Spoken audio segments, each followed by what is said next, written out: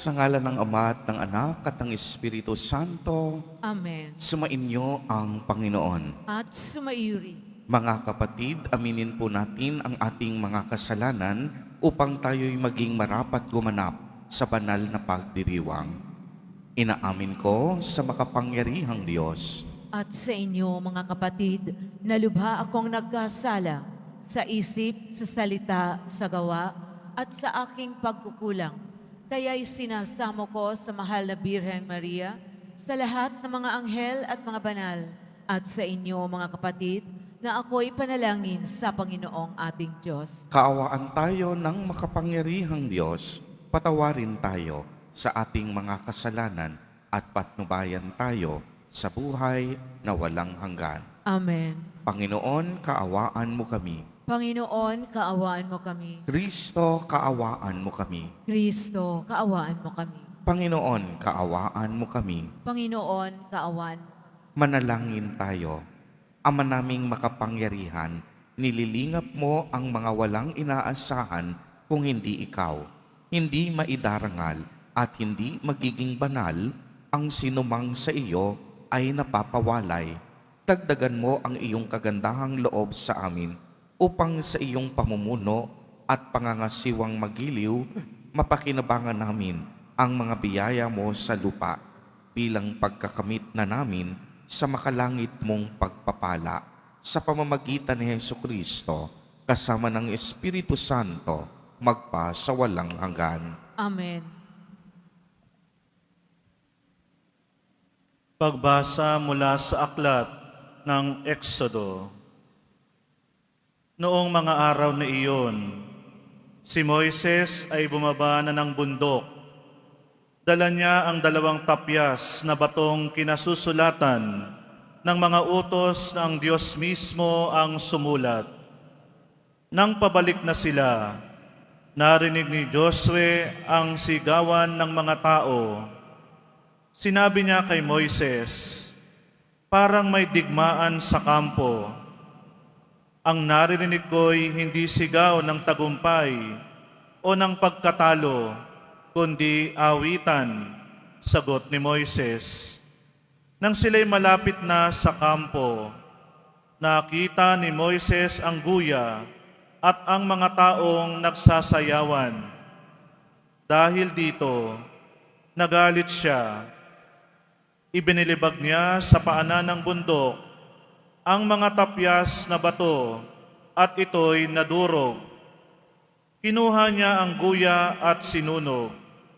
Pagkatapos, dinurog niya ito ng pino, saka ibinuhos sa tubig at ipinainom sa mga Israelita. Hinarap niya si Aaron, "Ano ba ang nangyari sa iyo? At pumayag kang gawin ang kasamaang ito?" Sumagot si Aaron, "Huwag ka nang magalit sa akin, kapatid ko. Alam mo naman kung gaano katigas ang kanilang ulo. Hindi ko sila mapigil sa paggawa ng kasamaang ito. Sinabi nila sa akin na igawa ko sila ng Diyos na mangunguna sa kanila, sapagkat hindi nila alam kung ano na ang nangyari sa iyo. Kaya't tinanong ko sila kung sino ang may ginto.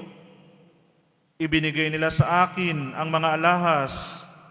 Tinunaw ko sa apoy at lumabas ang guyang iyon. Kinabukasan, sinabi ni Moises sa mga tao, "Napakalaki ng nagawa ninyong kasalanan. Aahon ako ngayon sa bundok at makikipagkita sa Panginoon. Baka sakaling maihingi ko kayo ng tawad." Umahon nga sa bundok si Moises at dumaing sa Panginoon. Sinabi niya, "Napakalaking kasalanan ang nagawa ng mga tao. Gumawa sila ng Diyos-Diyos ang ginto. Ipinakikiusap ko pong patawarin ninyo sila. Kung hindi ninyo sila mapapatawad, burahin na ninyo sa inyong aklat ang aking pangalan." Sumagot ang Panginoon, "Kung sino ang nagkasala sa akin, ay siya kong buburahin sa aking aklat. Ngayon, pangunahan mo sila sa lugar na sinabi ko sa iyo at papatnubayan kayo ng aking anghel. Ngunit darating ang araw na parurusahan ko ang mga Israelita dahil sa kanilang mga kasalanan. Ang salita ng Diyos. Salamat sa Diyos. Pasalamat tayo sa Diyos, kabutihan niya'y lubos. Pasalamat tayo sa Diyos, kabutihan niya ay lubos. Sa may bundok ng Horeb, doon ay naghugis niyong gintong baka. Matapos mahugis, ang ginawa nila'y kanilang sinamba. Ang dakilang Diyos ay ipinagpalit sa Diyos na nilikha, sa Diyos na baka na ang kinakain ay damong sariwa. Pasalamat tayo sa Diyos, kabutihan niya ay lubos. Kanilang nilimot ang Panginoong Diyos, ang tagapagligtas, na yaong ginawa doon sa Ehipto'y kagila-gilalas. Sa lupaing iyon ang ginawa niya'y tunay na himala. Sa dagat na tambo, yaong nasaksihan ay kahanga-hanga. Pasalamat tayo sa Diyos, kabutihan niya ay lubos. Ang pasya ng Diyos sa ginawa nila'y lipulin pagdaka. Agad na dumulog sa puon si Moises na magitan siya, at hindi natuloy yaong kapasyahan na lipulin sila. Pasalamat tayo sa Diyos, kabutihan niya ay lubos. Tumayo na po ang lahat.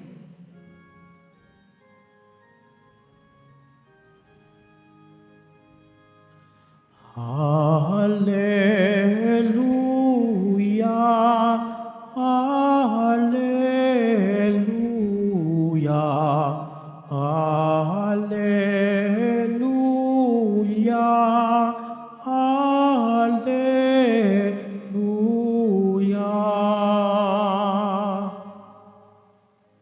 Magulang natin, Diyos Ama, anak ng salita niya, tayong mga aning una. Hallelujah, hallelujah, hallelujah, hallelujah.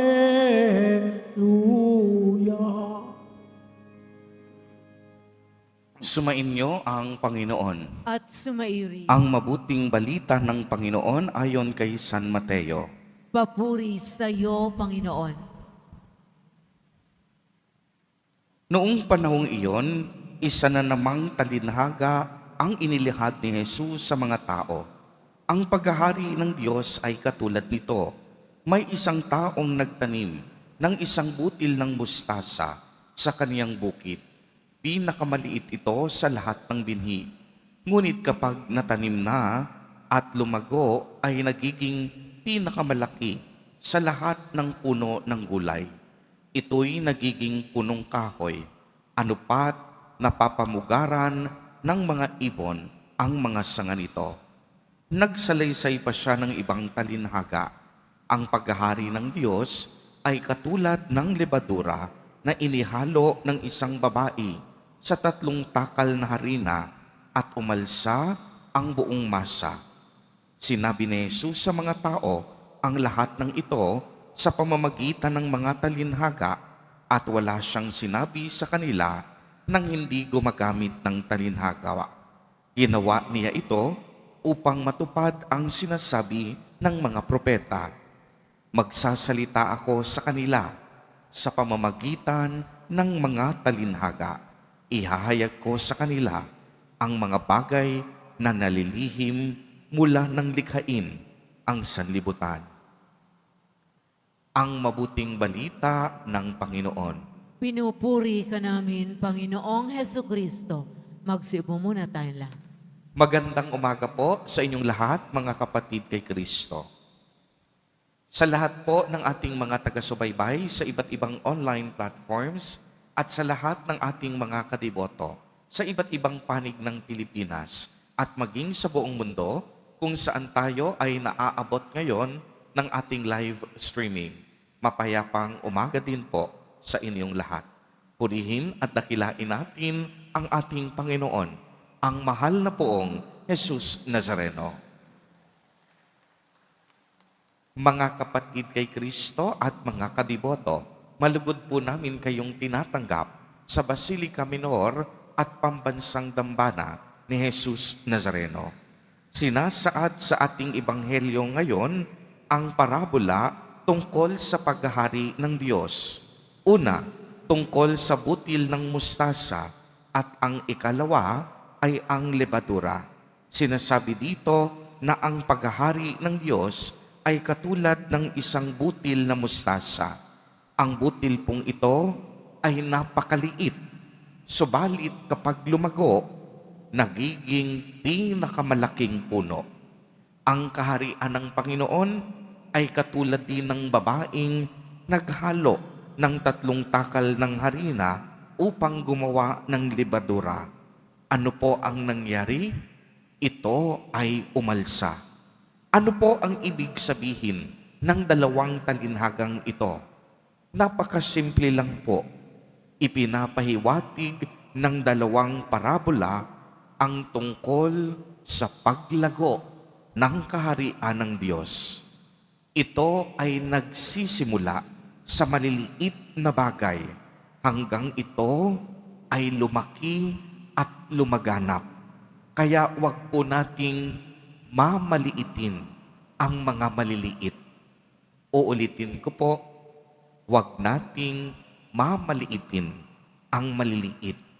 Wag ninyong mamaliitin ang simple ninyong kabutihan at pagkakawang gawa, ang simpleng pagtulong sa kapuspalad, ang simpleng pagngiti sa iyong kaibigang nahihirapan, ang simpleng pag-aabot ng kamay sa kapitbahay na nangangailangan, sa simpleng pagbibigay ninyo ng donasyon sa inyong komunidad at maging sa simbahan, ang simpleng pag-aalay ninyo ng buhay para sa inyong mga anak at mga mahal sa buhay. Anumang liit ng kabutihan na inyong gagawin, tatandaan po ninyo ang lahat ng iyan patungo sa langit. Uulitin ko po, anumang liit ng kabutihan ang ating gagawin, lahat yan patungo sa langit.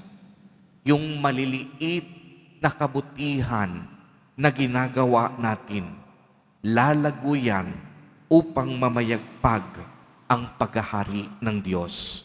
Kaya naman, kung pag-uusapan po natin ang paghahari o kaharian ng Diyos, ito ay hindi isang lugar o isang espasyo. Ang paghahari ng Diyos ay hindi isang makamundong kaharian na binabalutan ng ginto at material na kaningmingan.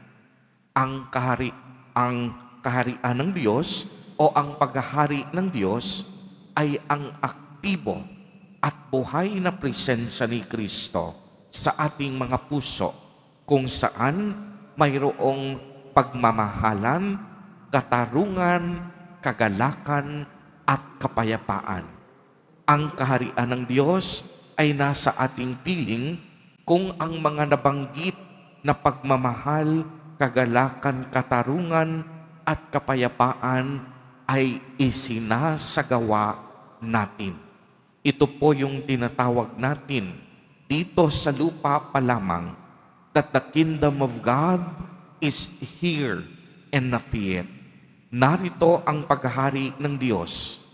Kung marunong tayong magmahal, gaya ng pagmamahal ng Diyos.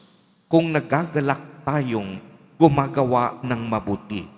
Kung payapa ang ating kalooban, dahil punong-puno tayo ng kababaang loob at pagpapatawad.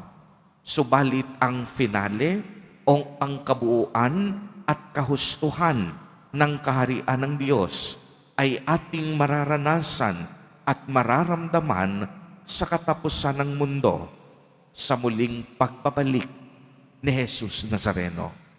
Kaya mga kapatid, pinapaalalahanan tayo sa Ebanghelyo na huwag tayong matakot magsimula. Huwag matakot gumawa ng maliliit na bagay na puno ng kabutihan at pagmamahal. Lahat ng malalaking bagay nagsisimula sa maliliit. Ang simple at maliliit na kabutihan na inyong ginagawa sa araw-araw, kapag pinagsama-sama natin, malaki yan. At hayaan natin, gaya ng butil ng mustasa, na tayo ay mamunga sa diwa ng kabanalan at katotohanan. At kagaya ng libadura, naway umalsa tayo sa ating pag-ibig, pag-asa at pananampalataya. Amen. Purihin at dakilain natin ang ating Panginoon, ang mahal na poong Jesus Nazareno.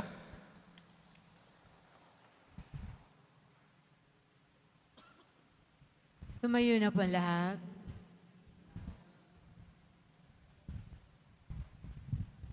Minamahal kong mga kapatid, tayo ay mga anak ng Diyos.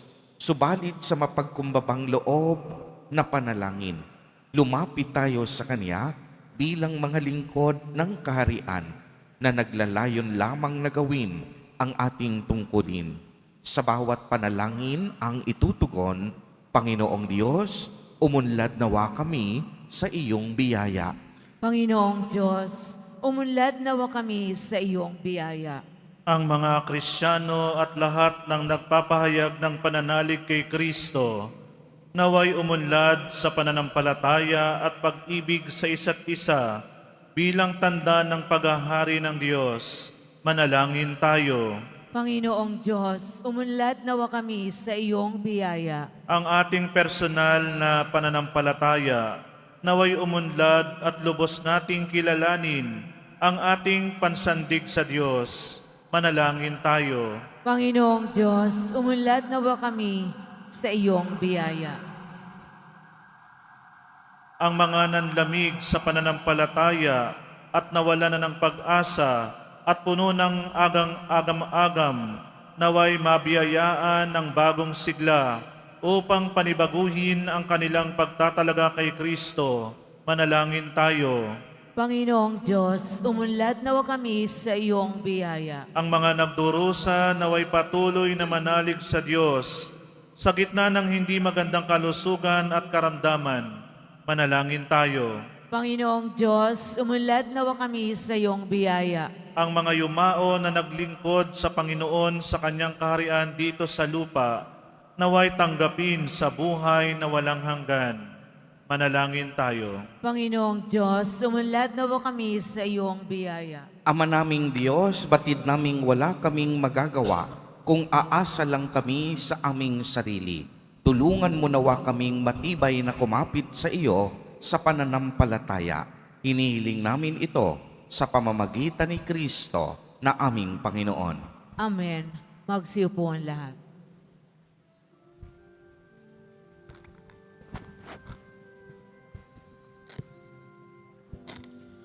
Tanggapin ninyo, O Diyos naming Ama,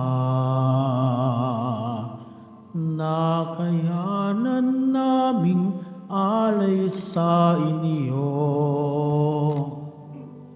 Galing din po sa inyo mga biyaya na ito, tinapay at alak mula sa aming ani. Inyo po nawa itong ikaligaya. Kung mamarapatin po sila'y inyong gawin. Katawan at dugo ng inyong anak, minamahal naming Jesus, minamahal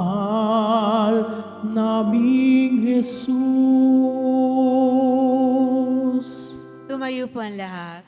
Manalangin kayo mga kapatid upang ang paghahain natin ay kalugdan ng Diyos amang makapangyarihan. Tanggapin nawa ng Panginoon itong paghahain sa iyong mga kamay sa kapurihan niya at karangalan sa ating kapakinabangan at sa buong sambayanan niyang banal.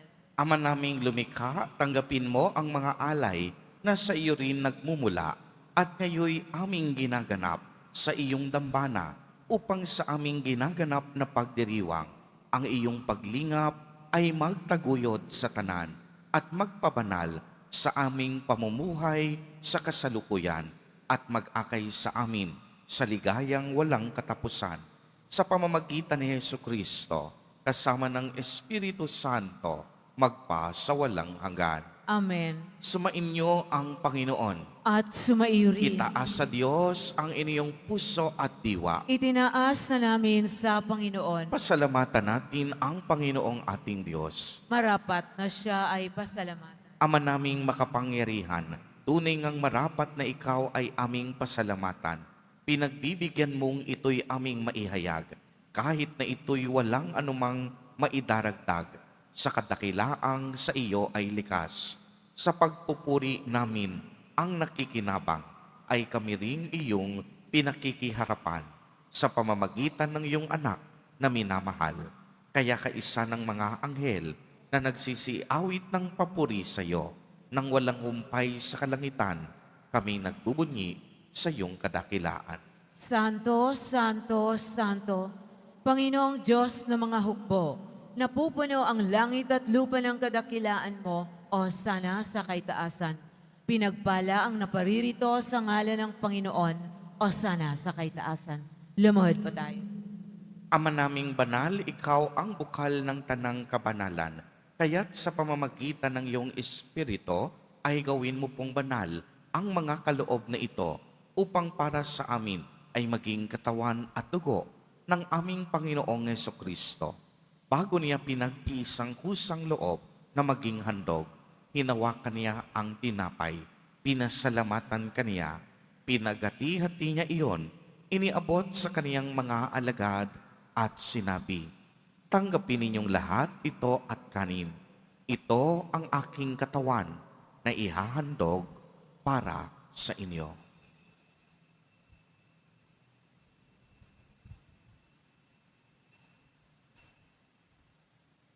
Gayon din naman noong matapos ang hapunan, hinawakan niya ang kalis. Muli kaniyang pinasalamatan. Iniabot niya ang kalis sa kaniyang mga alagad at sinabi, "Tanggapin ninyong lahat ito at inumin.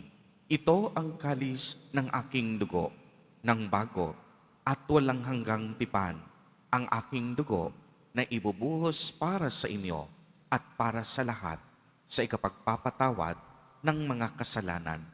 Gawin ninyo ito sa pag-alaala sa akin."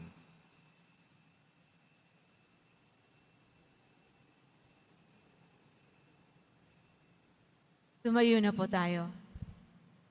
Ang misteryo ng pananampalataya. Si Kristo ay namatay, si Kristo ay nabuhay, si Kristo ay babalik sa wakas ng panahon.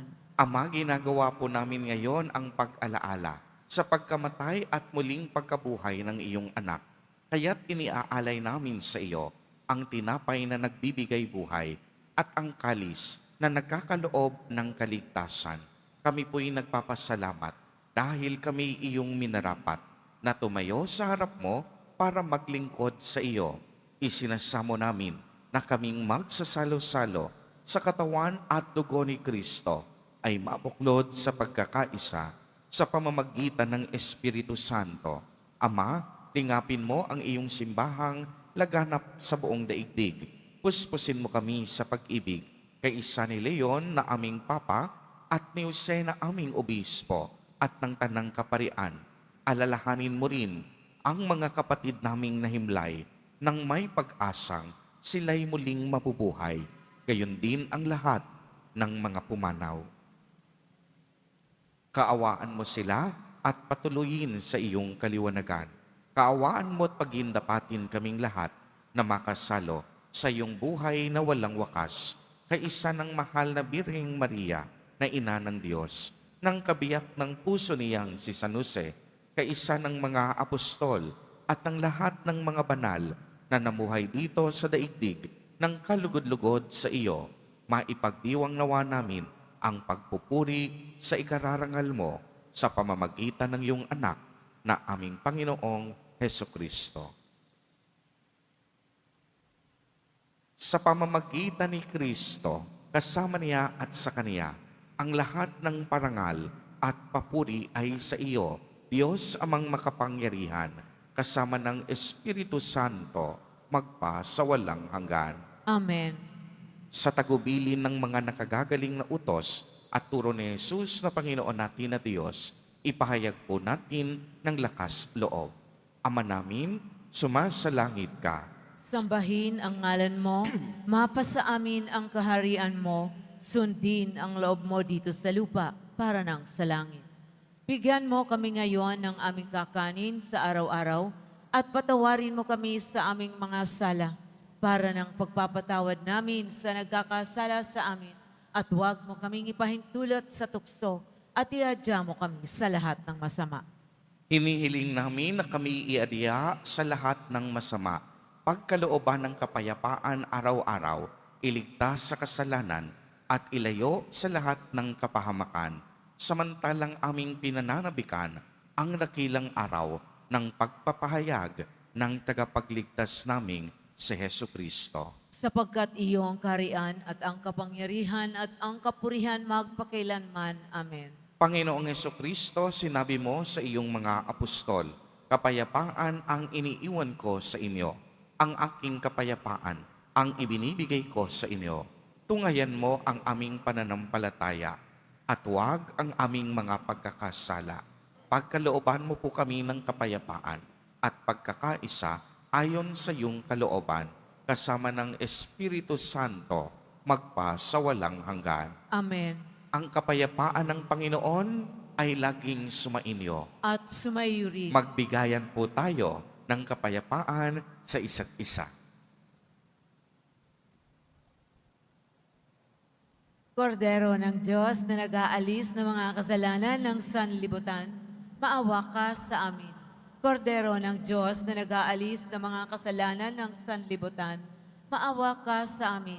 Kordero ng Diyos na nag-aalis ng mga kasalanan ng sanlibutan, ipagkaloob mo sa amin ang kapayapaan. Lumuhod na po tayo. Ito ang kordero ng Diyos. Ito ang nag-aalis ng mga kasalanan ng sanlibutan. Mapalad ang inaanyayahan sa kaniyang piging. Panginoon, hindi ako karapat-dapat na magpatuloy sa iyo, ngunit sa isang salita mo lamang ay gagaling na ako.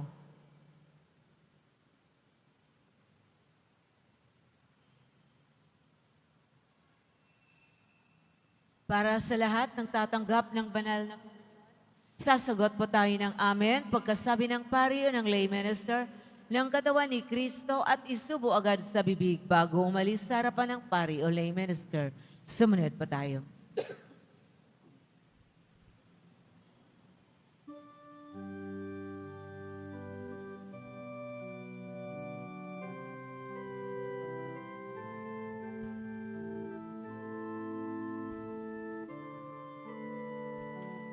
Asa ka sa Diyos ang mabuting gawin at manahan kang ligtas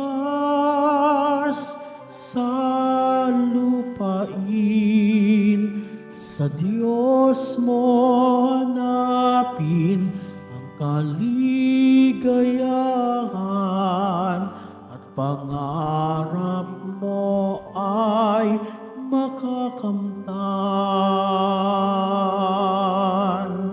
Ang iyong sarili sa Diyos mo ilagak. Pag nagtiwalay, tutulungan kang ganap.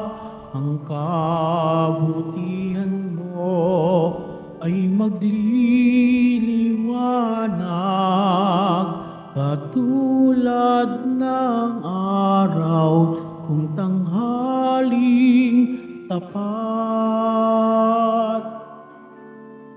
Umasa ka sa Diyos, ang mabuting gawin at manan kang ligtas sa lupain. Sa Diyos mo hanapin ang kaligayahan at pangarap mo ay makakamtan.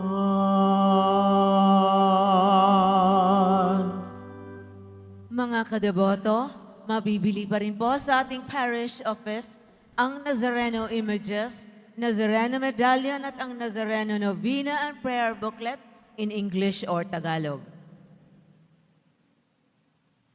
Inaanyayahan po ang mga ministry, organisasyon at samahan ng ating simbahan at lalo na po ang mga deboto ng mahal na poong Jesus Nazareno sa ating parish-wide monthly formation bukas, July 29, 2025, Martes, sa ganap na ikapito ng gabi dito po sa ating simbahan na may temang ang tunay na deboto ay nagtitiwala at umaasa kay Jesus Nazareno.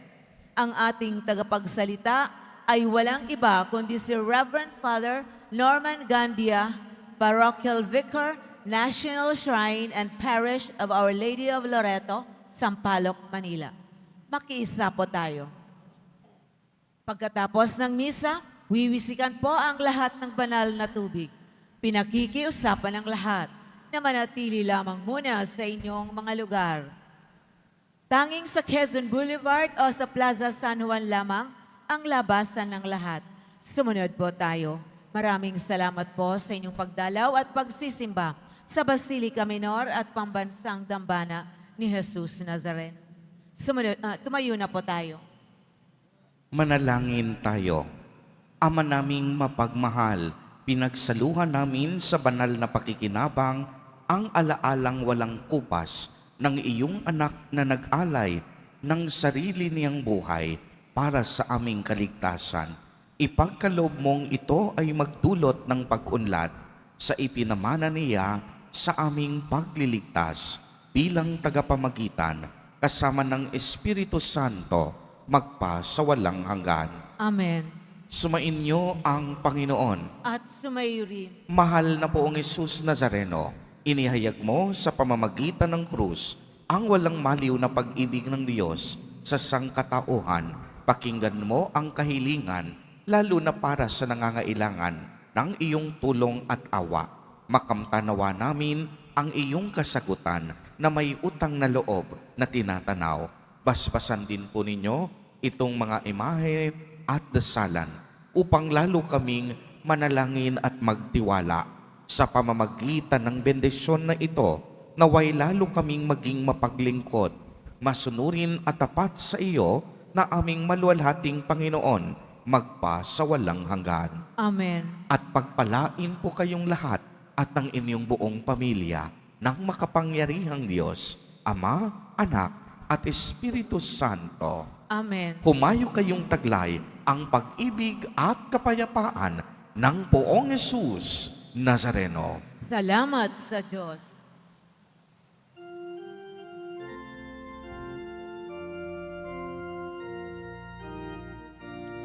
Nuestro Padre Jesus Nazareno, sinasamba ka namin,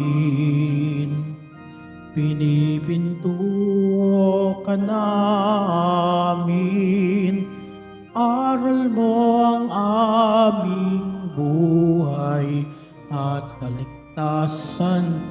Nuestro Padre Jesus Nazareno, iligtas mo kami sa kasalanan. Ang krus mong kinamatayan ay sagisag ng aming kaligtasan. Nuestro Padre Jesus Nazareno, inarangal ka namin. Nuestro Padre Jesus Nazareno, niluluwalhati ka namin. Nuestro Padre Jesus Nazareno, dinarangal ka namin. Nuestro Padre Jesus Nazareno, niluluwalhati ka namin.